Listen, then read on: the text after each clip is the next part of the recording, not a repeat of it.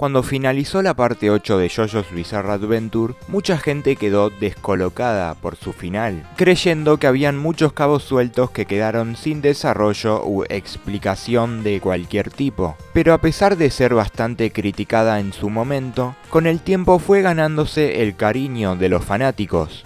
Hace mucho que quiero hablar sobre estos supuestos misterios sin resolver, también llamados agujeros de guión o Araki Forgot. Encontré en internet dos listas que recopilan estos puntos negativos sobre la parte. Por más que ame JoJo Lion, no voy a ser un fanboy que defienda a capa y espada cualquier cosa. Trataré de ser objetivo desmintiendo o dándole la razón a algunas de estas críticas. La realidad es que JoJo gana complejidad con cada parte, por lo que es entendible que varias personas no tengan muy en claro algunas cosas. A mí me pasó la primera vez que leí JoJo Lion. Dicho esto, comencemos con el primer supuesto cabo suelto: las marcas de mordidas. Esta mordida aparece por primera vez en el capítulo 1. En la marca de nacimiento del protagonista. Yasuho se fija en esto y dice que parece hecho por un humano. En el siguiente capítulo vemos que Yoyu tiene una. Al mismo tiempo se dice que tiene una terrible fiebre. Las volveremos a ver solamente con Yasuho hasta el capítulo 23. Menciona que pudo haber sucedido cuando estaba en el muro con ojos.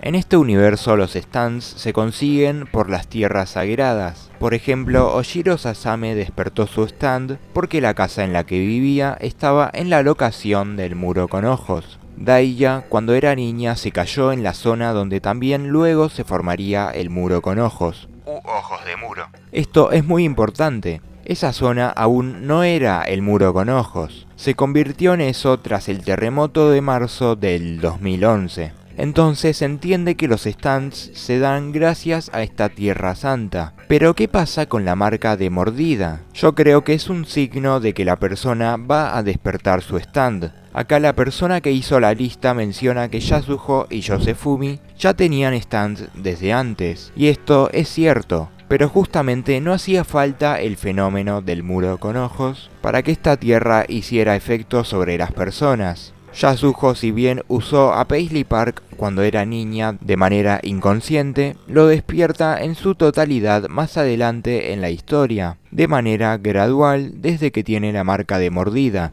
No creo que Araki se haya olvidado de esto o algo así. Volvemos a ver un panel con la marca en el capítulo 71. No habría estado de más una explicación directa, pero como varias cosas de esta parte simplemente se da a entender.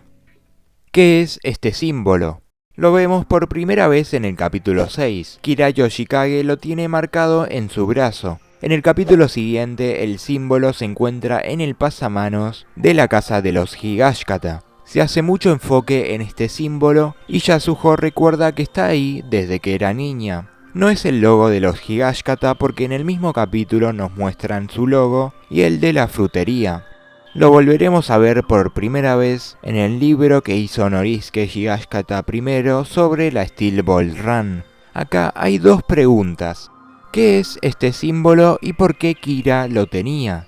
Hay una relación extraña entre los Higashikata y Yoshikage Kira. Se infiltró en su casa para borrar el nombre de su hermana del libro con el árbol genealógico. Norisuke necesitaba a Kira porque creía que encontró la manera de curar la enfermedad de Roca. También vemos su vestimenta de marinero en el sótano de los Higashikata. Tamaki Damo dice que ellos eran muy cercanos, pero como nunca se desarrolla esto, lo único que sabemos es que los Kira querían saber más información sobre los Higashikata y viceversa. Creo que el símbolo es un punto de la trama que el autor decidió dejar atrás, seguramente relacionado con la actitud rara que tenía Norisuke al comienzo del manga, como cuando dice que eventualmente matará a Yosuke y lo quiere tener esclavizado. Este símbolo no es algo tan grave, pero es una crítica válida. Para no despegarnos tanto del tema, el siguiente supuesto cabo suelto es ¿por qué los Higashikata están malditos? Me di cuenta de que todo lo relacionado con la leyenda de Johnny Joestar suele estar muy mal interpretado. pero es normal que a alguien le dé curiosidad el origen de la maldición. Araki explicó que una de sus inspiraciones para JoJolion fue la tradición de los misterios japoneses de autores como Seiji Yokomizo. En estas historias, los problemas de generaciones anteriores continúan afectando a personas que ni siquiera tuvieron relación con el acontecimiento original. Araki utilizó esta idea para construir el concepto de la maldición de JoJolion. En resumen, el origen de esta maldición no tiene importancia alguna. Lo que importa es romper esa maldición. De eso se trata esta historia. El flash forward del capítulo 83. Un flash forward es un recurso narrativo que te muestra el futuro durante una escena, como un flashback pero al revés. Tsurugi da un monólogo sobre los stands mientras que sus tíos están de lo más normal. Dice que hay cosas guardadas en el corazón que con el tiempo salen hirviendo como lava de un volcán, algo incontrolable hasta llegar a su destino. En su habitación se encuentra el cuerpo de Norisuke con algo de sangre envuelto por una manta. Tiene una mano cortada, de ella sale su stand, Paper Moon King. Vemos un cronómetro que marca que faltan 13 minutos para la cosecha de la nueva Lokakaka. Entonces volvemos 7 días atrás. Cuando aparece un cronómetro o una fecha en JoJo, eso es un problema, porque Araki es muy de confundirse con estas cosas. Su monólogo, además de que es válido para todos los usuarios de stand, está relacionado directamente con Jobin. En el capítulo 95 ataca a Norisuke dejándolo inconsciente. En este momento faltaban al menos 2 horas y 12 minutos para la cosecha de la Lokakaka. Del capítulo 106 al 108 sucede lo de Kato con Toru. ¿Pasaron 2 horas hasta este momento para que el cronómetro al menos coincida de alguna manera? No, imposible. Lo más similar es al final cuando Tsurugi se da cuenta de que las heridas de Norisuke fueron leves, pero después ni lo de los hermanos tendría sentido. En conclusión, yo creo que esto es un punto de la trama que no fue descartado, sino que fue modificado. Y en medio de esto, Araki se enredó con el cronómetro. Como crítica me parece algo muy válido. El autor debería saber que añadir un flash forward te sentencia a que la historia lleve a ese punto exacto sí o sí. Pero bueno, se las arregló como pudo. ¿Por qué los humanos roca querían la nueva Lokakaka? Sabemos qué es lo que el líder de los humanos roca quería con la Lokakaka. Toru iba a comercializarla para beneficiarse de ella. Esto para ser inmortal mediante su idea, ser recordado. Además, los humanos roca tienen una fascinación por las bendiciones de la tierra, tal como la tierra sagrada. La Lokakaka cuenta como esto. El mundo no está hecho para que los humanos roca vivan cómodamente. La nueva Lokakaka cambiaría el esquema con ellos posicionándose por encima de los humanos normales. Se deja claro no solo con algunas cosas que dicen Urban Guerrilla y Wu Tomoki, sino principalmente con la escena de Toru junto a Yasuho donde habla de su sueño. La pinza para el cabello de Yasuho. La verdad que no entiendo por qué esto se encuentra en ambas listas. Este fue un flashback muy importante, primero para remarcar la naturaleza parasitaria de los organismos roca, pero principalmente para Yasuho. Se conecta directamente con su relación con Yosuke, como cuando vemos que Holly le habla sobre las cosas que considerará importantes para su vida, que si solo se fija en ella misma no podrá verlas. Esto conecta con el capítulo 1 y con el final, gracias a su Paisley Park que estaba junto a Yosuke. Acá fija su objetivo, que es el mismo que el del protagonista, y se lo dice a Mamezuku para que deje de molestarla. También hay una corta escena con Kira que le suma al personaje. Entiendo que alguien espere más de esto por lo que dicen en el capítulo siguiente. Yasuho investigará el cadáver del insecto para que esto quizás revele algo sobre la identidad de los humanos roca, y creo que sí sirvió, pero no de la manera que muchos esperarían. Se vuelve a mencionar este insecto cuando está siendo atacada por Dr. Wu. En conclusión, sirve para demostrar cómo los organismos roca se aprovechan de la debilidad de uno. No sé por qué alguien esperaría más de ese insecto roca. Fue destruido, ya está. ¿Quién mató a Pur Tom?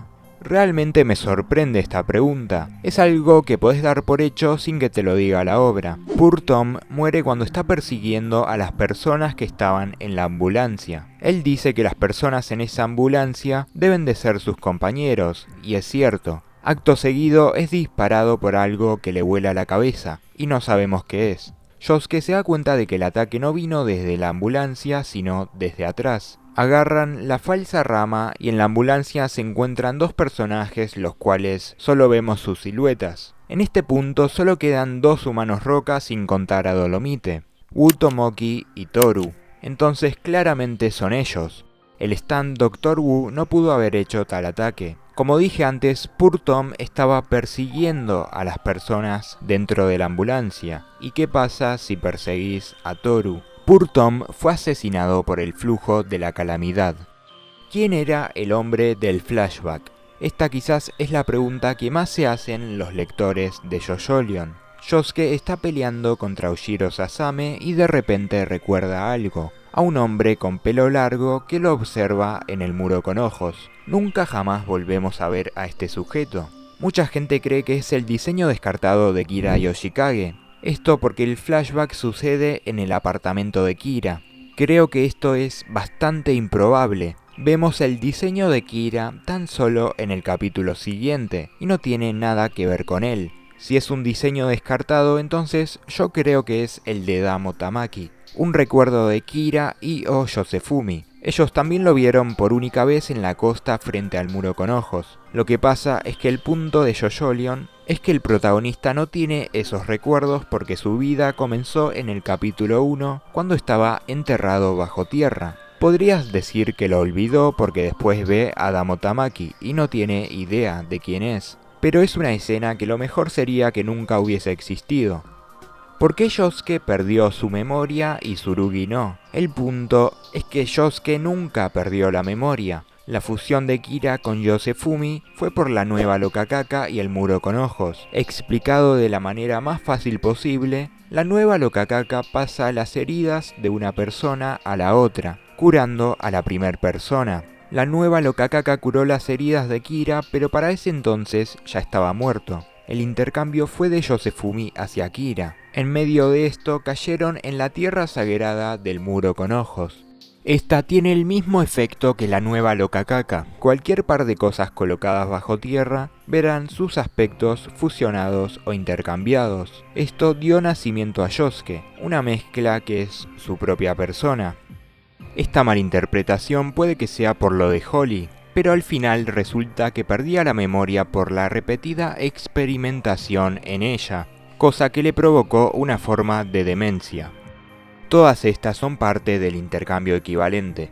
Tsurugi tuvo un intercambio con Toru mediante la nueva Lokakaka, le pasó la maldición de la enfermedad de roca. No tiene nada que ver con la memoria. ¿Qué onda con Karera? Este personaje aparece por primera vez en el capítulo 43, forma parte del arco Love Love Deluxe. Se confunde a Yosuke con Yosefumi y al final cuando se despide le dice que se volverán a encontrar. Nunca se volvieron a encontrar. Durante el flashback de Vitamin C vemos que es conocida de Yosefumi. Pero ¿qué pasa con su relación con Kira? Tienen una foto juntos los tres, pero Kira la conoce por primera vez en el bote, antes de su muerte. Pero entonces, ¿qué pasa con la foto? Creo que estaba planeado que los tres tuvieran una relación más cercana. Karera le dice a Yosuke que fue el conocimiento de Kira lo que la hizo esconderse del mundo.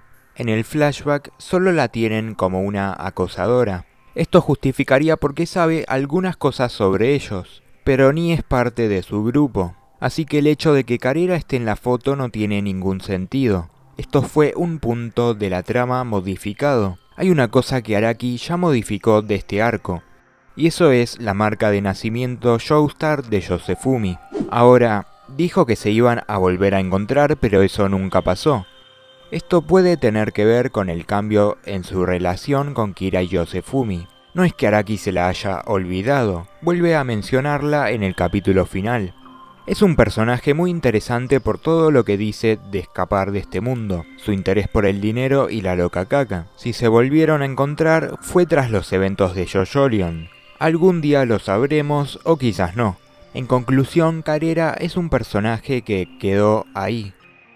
Curar a Holly. Al conocer a Holly, Yosuke, heredando la motivación de Kira y Yosefumi, le promete que la salvará. Nunca la pudo salvar. Para curarla necesita la nueva Lokakaka, pero esta fue utilizada al final para curar el brazo de Yasuho y para pasarle la maldición de los Higashikata a Toru. En el último capítulo, el protagonista y Yasuho lamentan no haber podido curarla.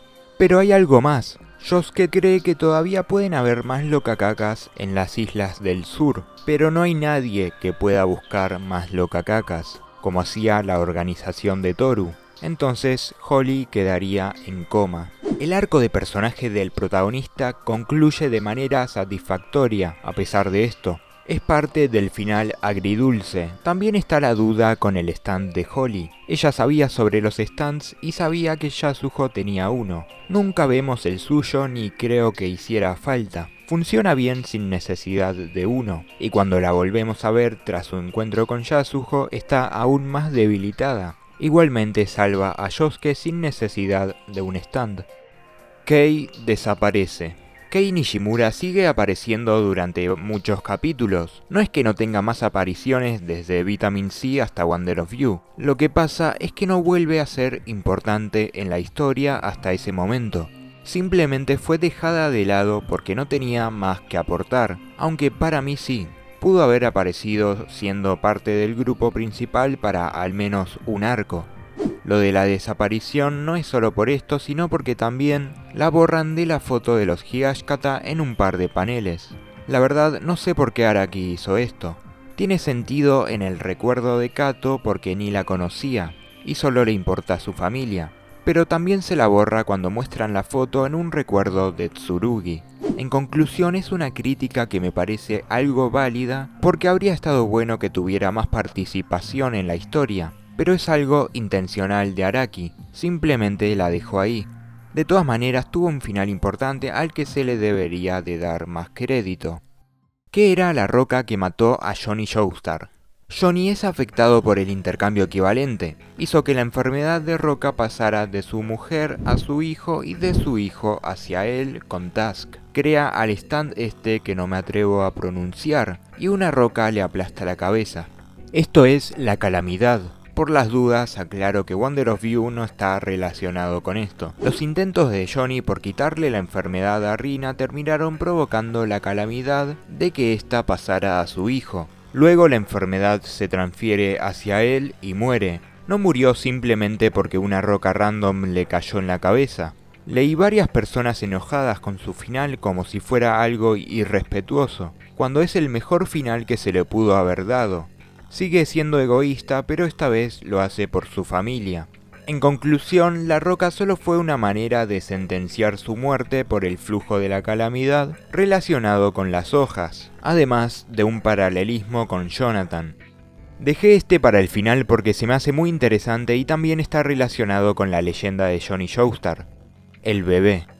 Esto no necesitaba una explicación más adelante en la historia porque ya está todo explicado en el mismo capítulo. Un bebé apareció en la costa de Morio. Estaba en buen estado de salud y con una gorra, medias y joyas caras. El mismo día que la muerte de Johnny. Esto es otro milagro creado por él. El cadáver que queda ahí es el de Johnny. Se convirtió en un santo. El bebé sería uno de los milagros provocados por Johnny para convertirse en uno. ¿Por qué las joyas? Esto está relacionado con uno de los conceptos más importantes de JoJolion, el flujo de la fortuna y la calamidad. No solo se salva la vida del bebé, sino que además aparece acompañado de objetos de gran valor. Es como si la fortuna estuviera fluyendo hacia él. Entiendo que este bebé haya dejado a varias personas con curiosidad por saber más de él, sobre todo por lo que dice Yasuho, pero simplemente su historia acaba acá. No es necesario que descubramos quién era, de dónde salió o qué ocurrió con él después. Su función dentro de la historia es representar otro de los milagros asociados a Johnny.